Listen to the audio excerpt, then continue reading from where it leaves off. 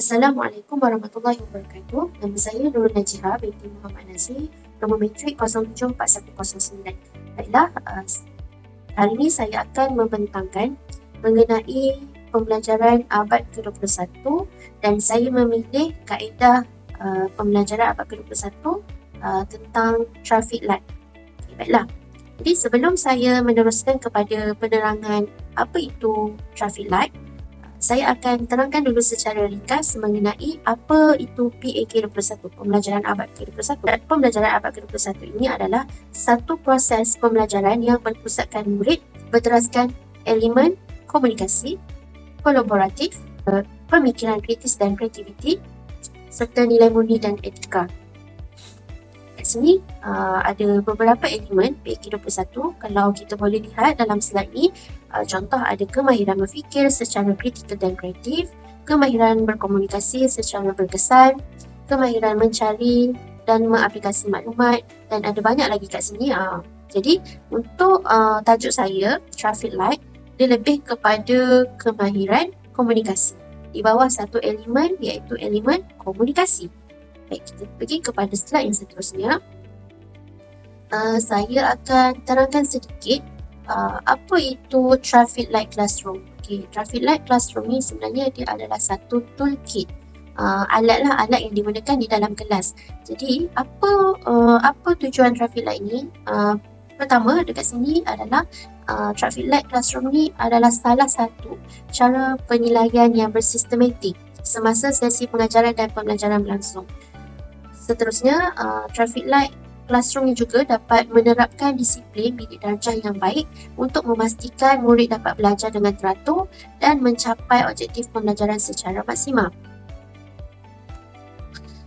Selain itu, traffic light classroom ni juga adalah salah satu cara penilaian kendiri yang dilakukan pada awal, semasa dan pada akhir pembelajaran dan pemudahcaraan.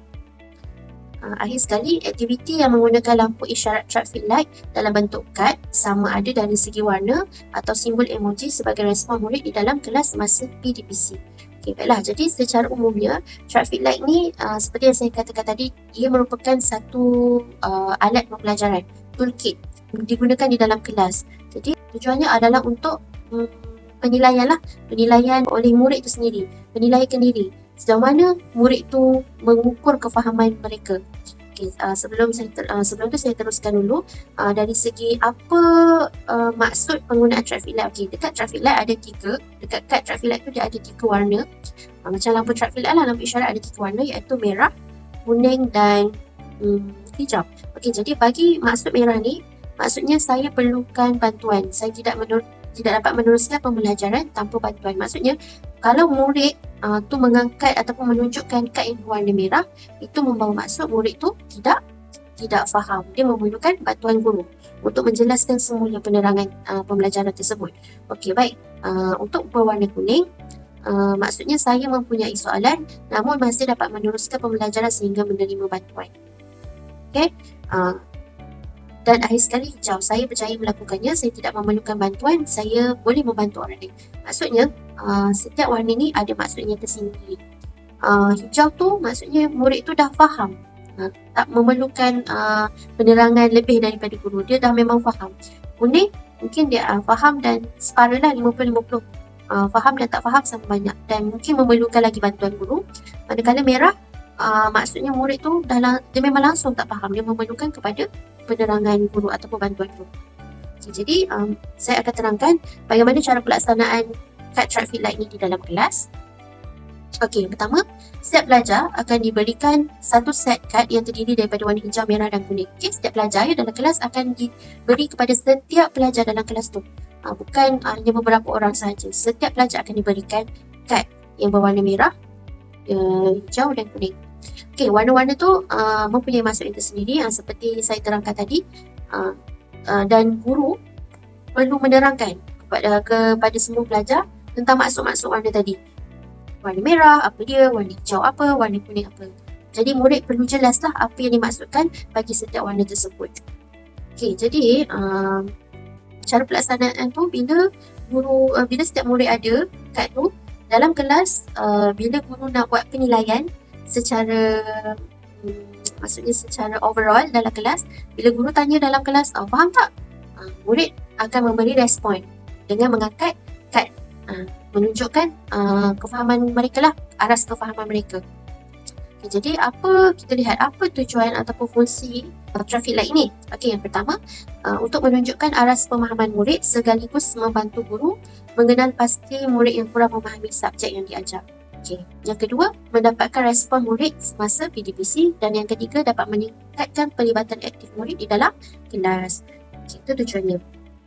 Okay, baiklah, kat sini merupakan contoh kad traffic light. Sebenarnya ada pelbagai macam-macam contoh lah yang kita boleh buat, menggunakan emoji ataupun hanya menggunakan kad yang berwarna. Ini contoh, dan saya tayangkan juga contoh macam mana situasi penggunaan kad traffic light di dalam kelas.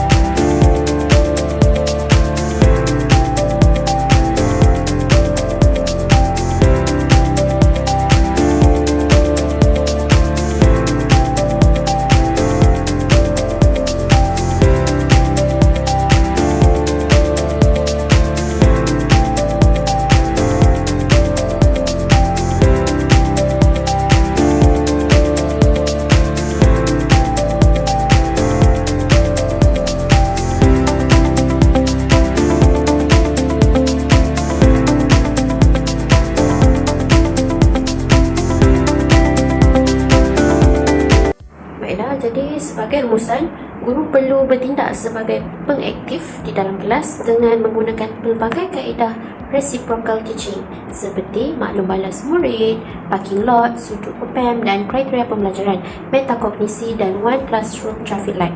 Okay, ini adalah contoh lah bagi pelbagai kaedah yang guru boleh gunakan untuk mengaktifkan pelibatan murid di dalam kelas.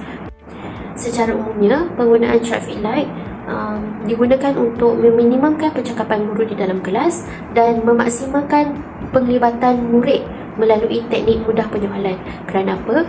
Murid ni mereka ada dalam kalangan mereka yang malu untuk bertanya. Jadi dengan adanya penggunaan traffic light ni, murid tak perlu malu. Mereka hanya perlu mengangkat ataupun menunjukkan kad mengikut kefahaman mereka, dan guru hanya perlu carilah mengenal pasti mana murid yang mengangkat kad merah ataupun kuning dan jelaskan kepada murid tersebut. Jadi untuk kaedah traffic light ni 100% untuk murid ikut tu adalah mungkin mustahil, dan 100% untuk menghampiri tu adalah perlu. Maksudnya tak semua murid akan ikut. Maksudnya ada yang main-main angkat kad tu kan. Tak betul pun orang ada yang main semua angkat hijau, ada yang angkat merah saja kan main. Jadi mustahil lah untuk murid ikut 100%. Tapi untuk menghampiri keberangkalian tu adalah perlu. Sebagai guru, sedikit sebanyak dapat membantu guru mengenal pasti murid yang memerlukan pengulangan ataupun penerangan yang lebih daripada guru. Jadi untuk permasalahan yang murid main-main dengan menggunakan traffic light ni, mungkin guru perlu mencari cara lain atau strategi lain bagaimana untuk mengatasi masalah ini. Contoh, mungkin boleh bagi dendaan dengan mengambil semula kad traffic light itu supaya mereka rasa hilangnya nikmat untuk bertanya ataupun hilangnya nikmat perhatian daripada seorang guru. Jadi saya rasa itu sahaja pembentangan saya mengenai PAK 21 bagi kaedah pembelajaran traffic light. Terima kasih. Assalamualaikum warahmatullahi wabarakatuh.